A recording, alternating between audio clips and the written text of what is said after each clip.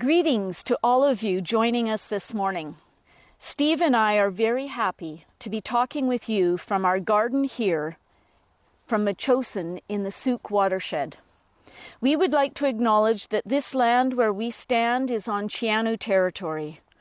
Their ancestors have lived for thousands of years on this land with respect for its gifts and ability to sustain life. I am a descendant of settlers who came in the late 1700s to North America. They came looking for a way to sustain their families and future generations.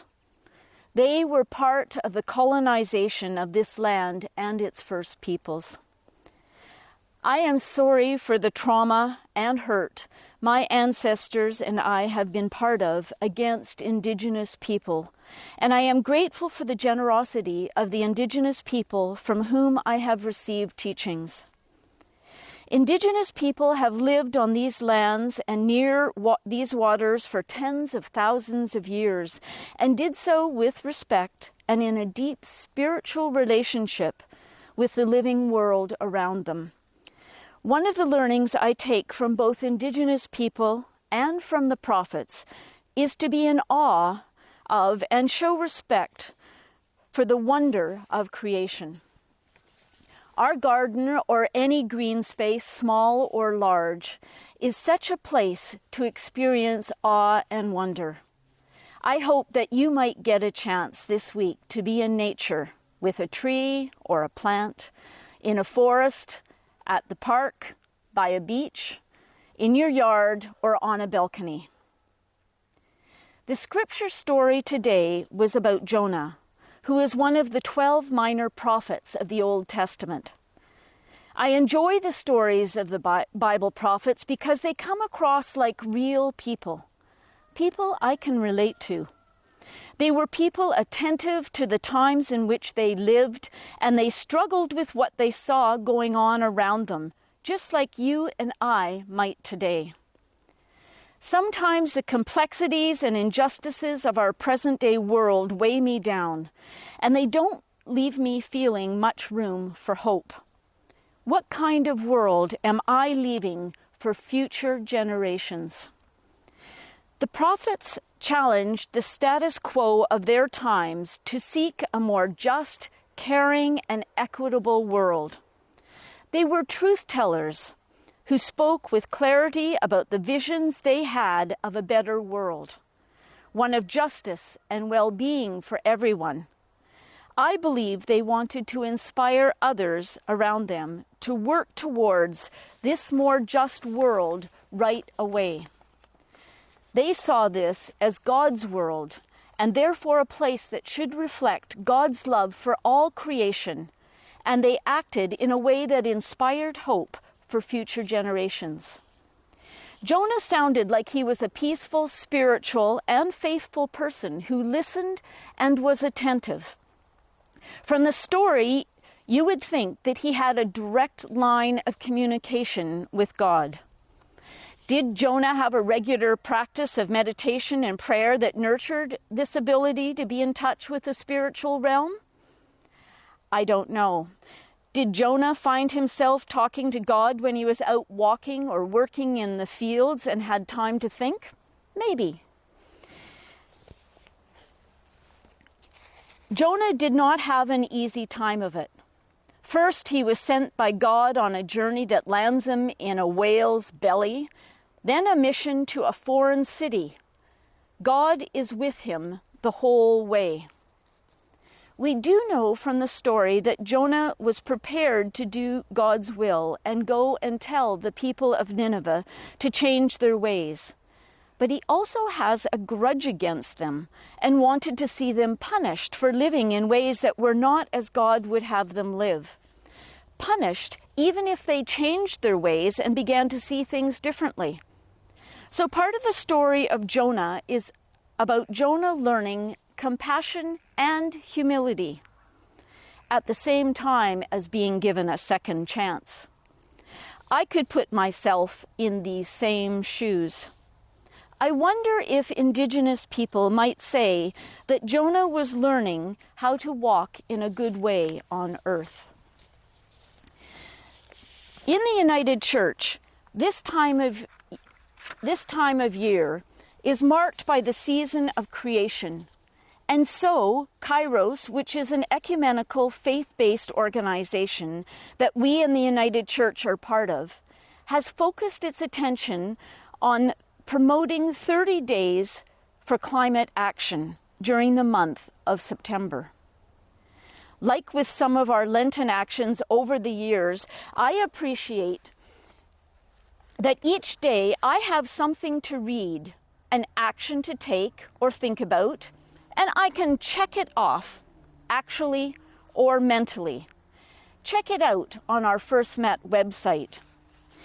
30 Days of Action for Climate Justice. As some of you know, I have been active in the Kairos organization for many years.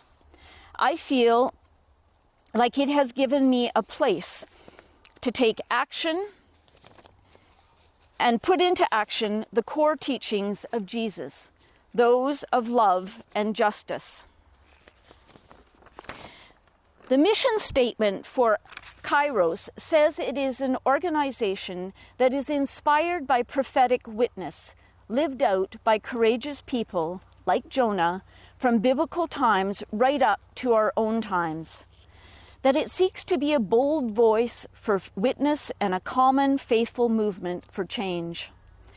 We in Kairos strive to hear prophetic voices and to magnify those messages at all levels in the public sphere. Kairos has made a commitment to reset the relationship we have with our Indigenous partners so that we are working with and not for Indigenous communities. We are proud that the Kairos blanket exercise has become a very popular resource and tool for teaching across Canada, and with some modifications to fit other histories, is also being used in other countries. Kairos has 20+ Indigenous staff who coordinate and facilitate the ongoing work and support of the blanket exercise. As an organization, we are trying to walk in a good way. As I stand here in my garden, we can see the smoke and the haze from the largest forest fires burning in Washington state. There are more forest fires burning now on the West Coast than ever before in our recorded human history. The fires stretch from northern BC to southern California.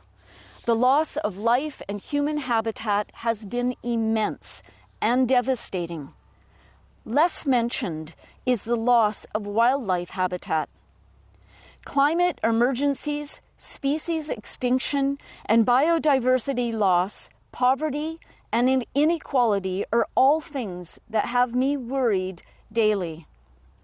I mourn the loss of healthy ecosystems and a good future for my grandchildren, great-grandchildren, and for yours. First Met and Kairos have given me a place to voice my concerns and be a change maker together with others. I have found hope in building community with others who share visions of a world that is different, a world that doesn't pollute rivers and oceans, a world that sustains all creation in an equitable and just way.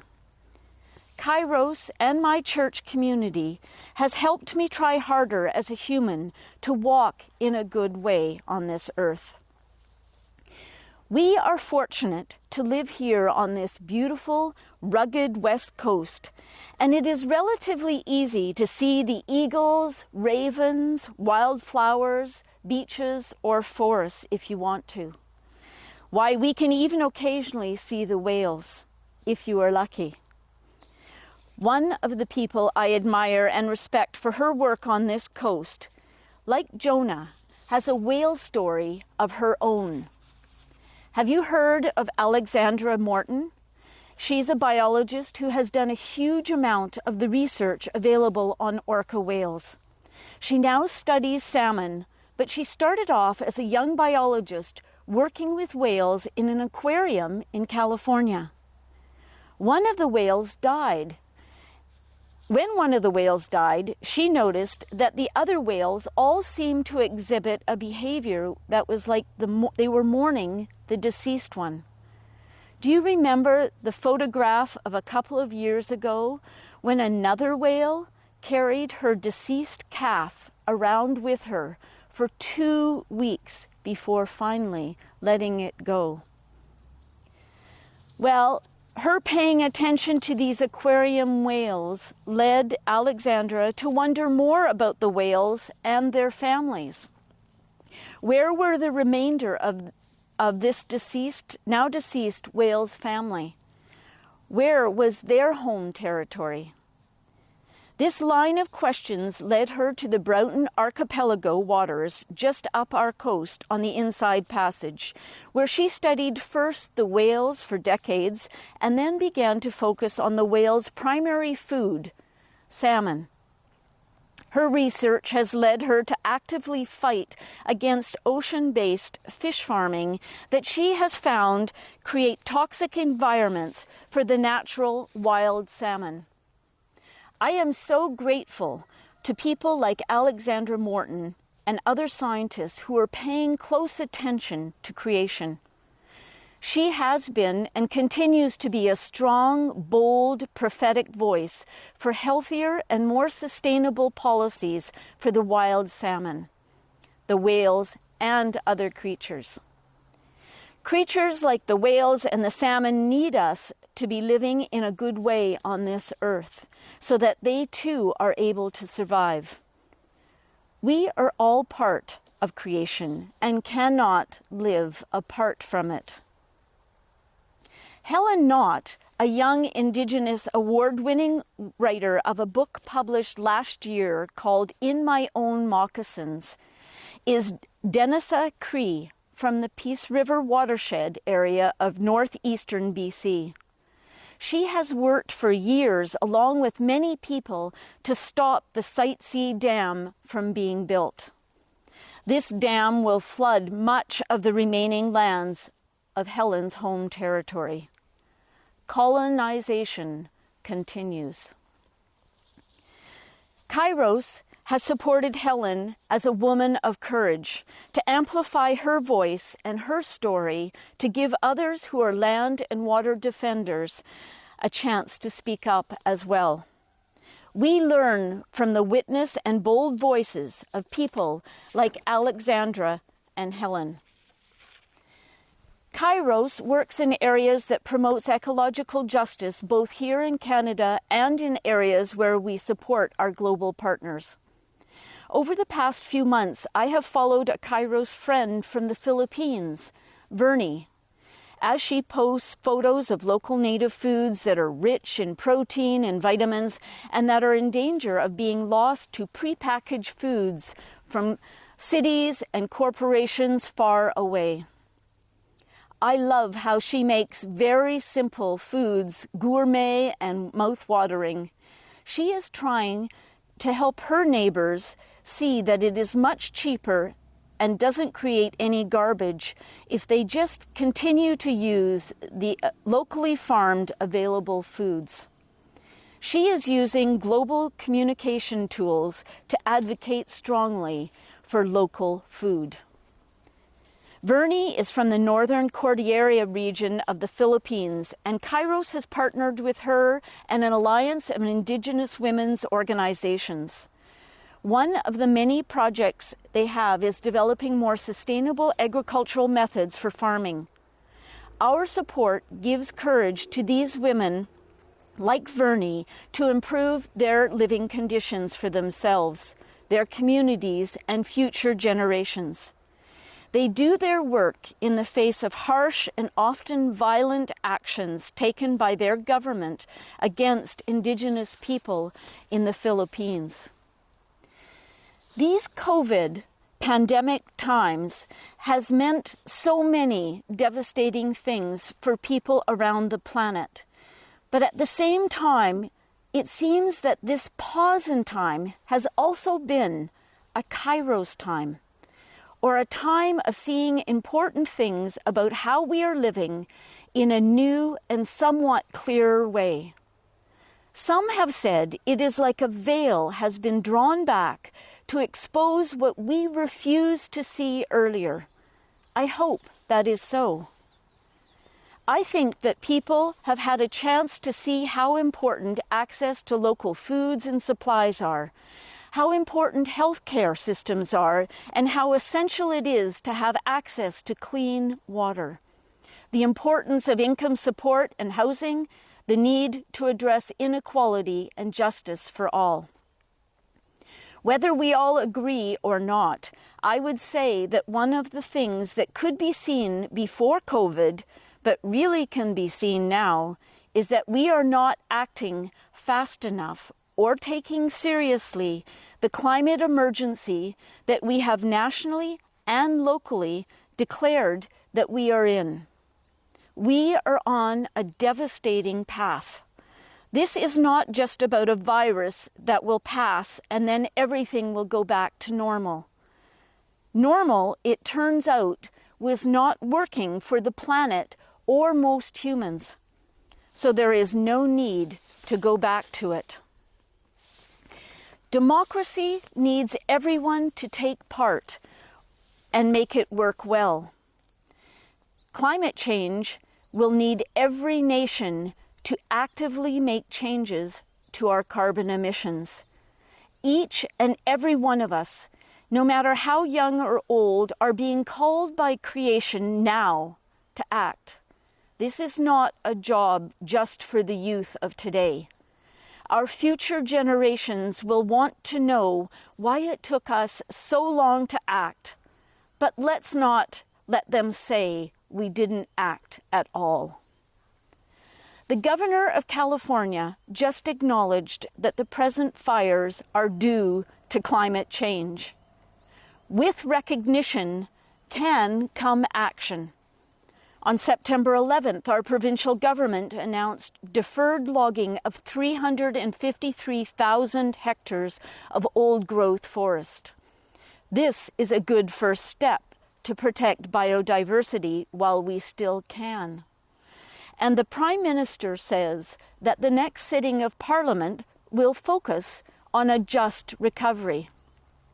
These are hopeful signs, but none of them would have happened without the likes of Kairos, the United Church of Canada, other civil society actors, and you. We cannot afford to stand on the sidelines and wait for others to make the changes we need. There is a place for you. United churches have been a place of shared values and community.